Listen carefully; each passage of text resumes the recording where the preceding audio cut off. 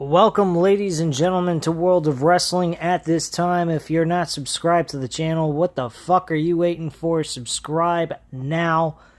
Today we're here to discuss the WWE NXT July 29th, 2020 review. This event was alright. We'll get into it right after this brief intro music to the show, and we'll be right back.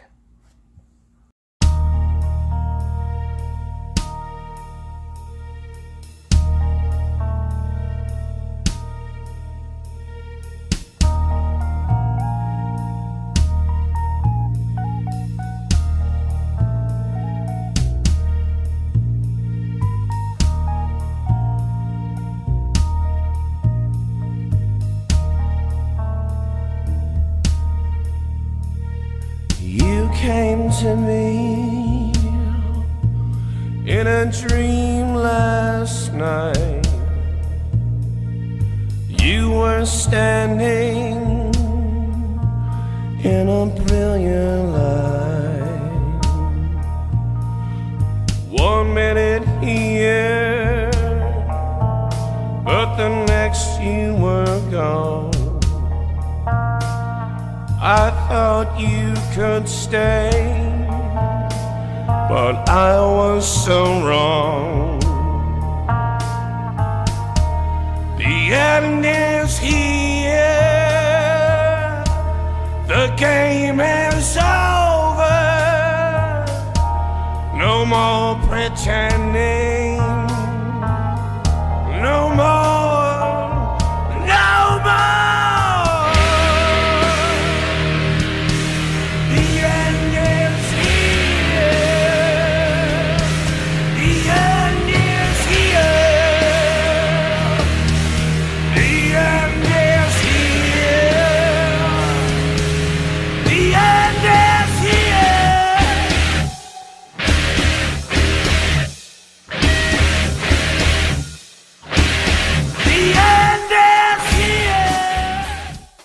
Alright, ladies and gentlemen, as you already know from the introduction to this video, this is the review for NXT July 29, 2020. Hit the like button if you like this video after you get a chance to watch it.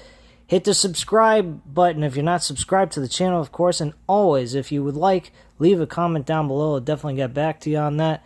And here we go. So we kickstart the show with a little bit of what happened last week with Karrion Kross and Keith Lee and the build. And I love the theme song they used for this follow-up from last week's episode. They were using a theme song that was used on Armageddon a lot and in the beginning on Judgment Day, back in the day in the Attitude Era and the Ruthless Aggression Era. The end is here. And I hope that they use this song for TakeOver 30. I think it is perfect, especially for the Karrion Kross versus Keith Lee match. And I hope they make this really special for us to enjoy during the SummerSlam weekend. Because God knows we need something here on WWE to entertain us, because right now they are not delivering jack shit at all. This show was alright. It was pretty decent. Kind of rivaled up against, I think, a little bit towards AEW Dynamite, but I think, once again, AEW Dynamite just dominated them in this comparison between the two episodes. And the first match on the card was actually Io Shirai and Tegan Nox versus Dakota Kai and Candice LeRae. Candice LeRae got betrayed by Dakota Kai. She actually left the ring. And at the end of this, we see that Io Shirai picks up the victory with a moonsault on LeRae and gets the 1-2-3 for the win. And Tegan Nox and Io Shirai win this match. This match was a decent match to kickstart the show. I'm giving it a 3 out of 5 stars. Definitely a decent match overall. So that was very enjoyable. Following that, we had a thing that was talked about on internet all over the place. It was the Pat McAfee's heated exchange of words with Adam Cole. And I thought it was great. I thought the whole thing was awesome, but you could definitely tell it was a work. It was definitely a work, the way Pat McAfee was, just how he was responding, how he was acting and everything. His mannerisms seemed very much of a work. Adam Cole seemed as real as possible. If Pat McAfee could actually put off a realistic work in his dialogue, and he came across like a legit confused person and didn't know what he did wrong, instead of coming across the way he did, I think people would have been thinking this was real, because Adam Cole made it as real as possible. He was definitely acting pissed off and frustrated. So Pat McAfee's show podcast earlier this week, we see a video on what happened, and then Triple H's appearance via video chat, where McAfee said they should find a time where he and Cole can talk about what happened, and we go to commercial break, and that's basically it. So Adam Cole actually issues an apology for what occurred, but I don't get it. I really don't, but whatever. It seemed to me like, if it's a work, why would he be apologizing to Pat McAfee in this case? I have no idea. Anyway, we have Johnny Gargano and Roderick Strong in competition with each other, which, by the way, I'm giving this a 4 out of 5 stars. A very good match. Probably the best match on the card outside of the triple threat match, which is the main event.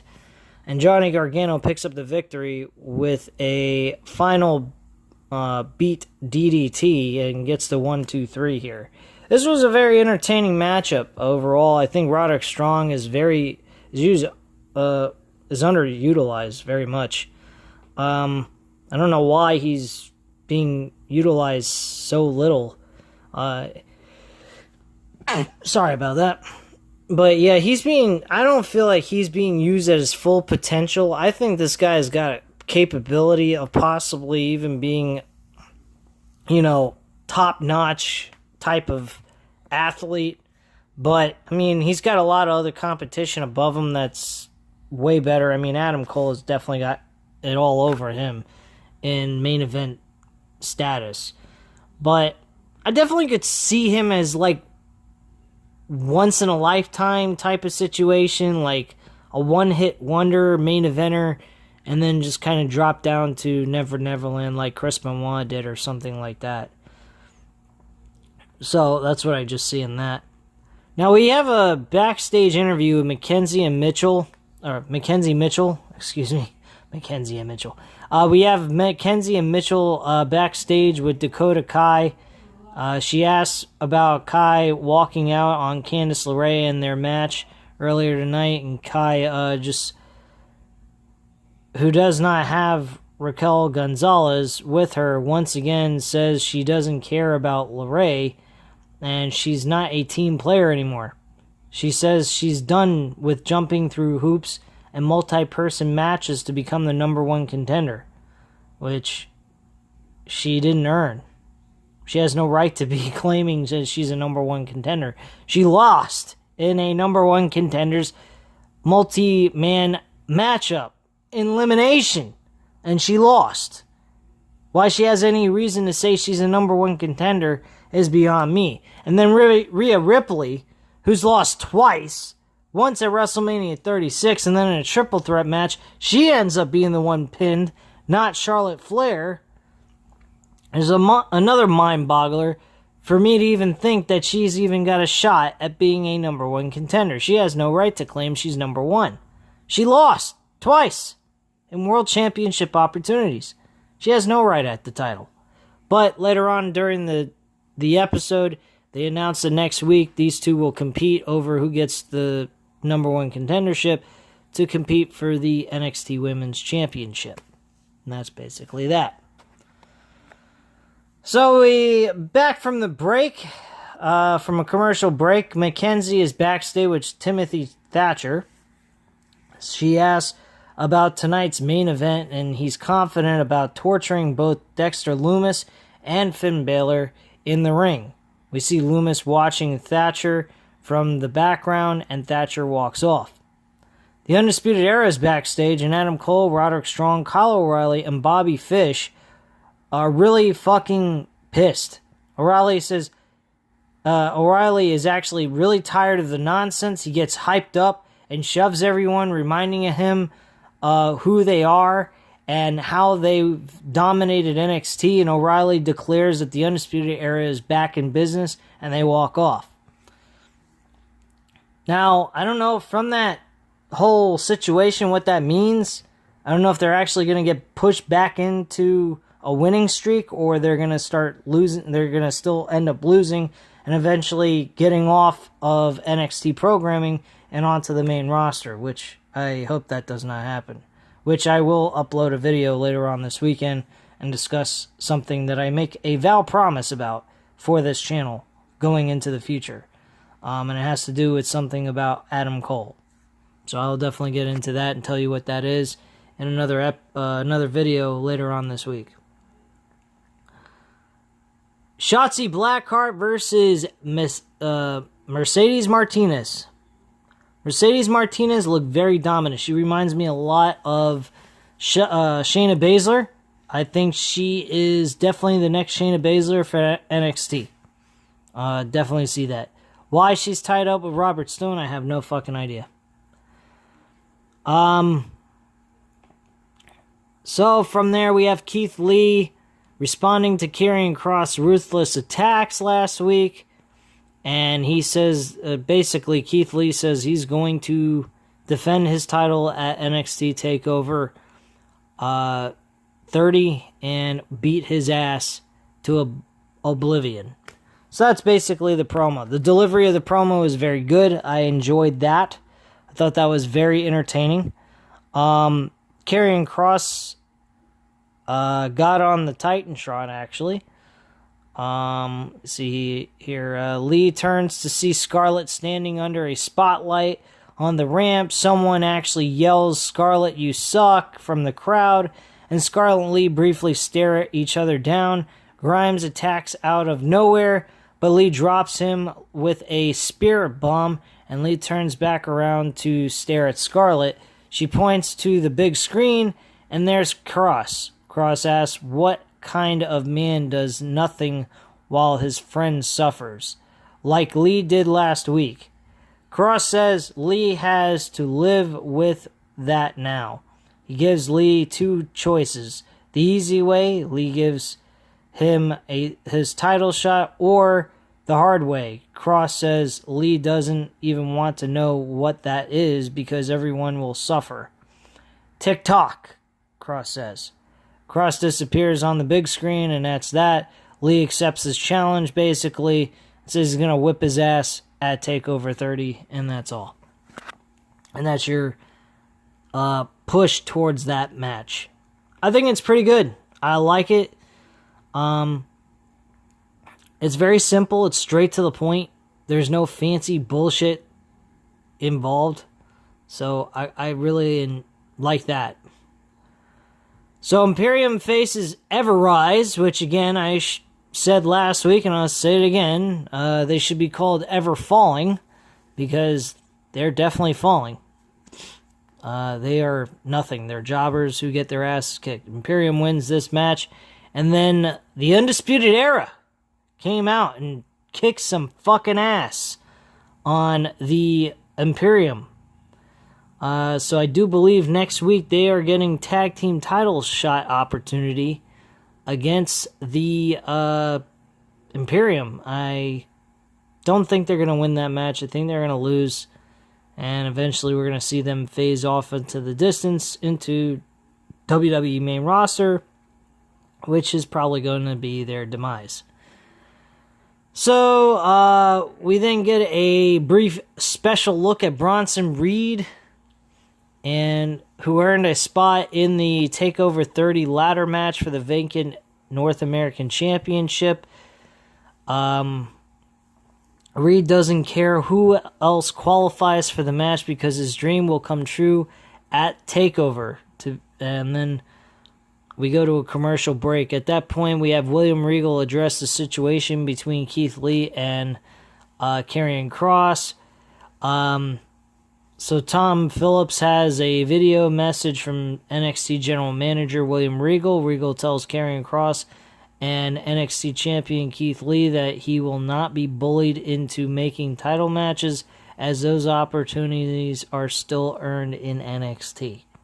That's basically it. Why you can't say Karrion Kross doesn't deserve an opportunity for the world title is beyond me. I don't know how he's being bullied into anything. Karrion Kross has been a very dominant person on this program.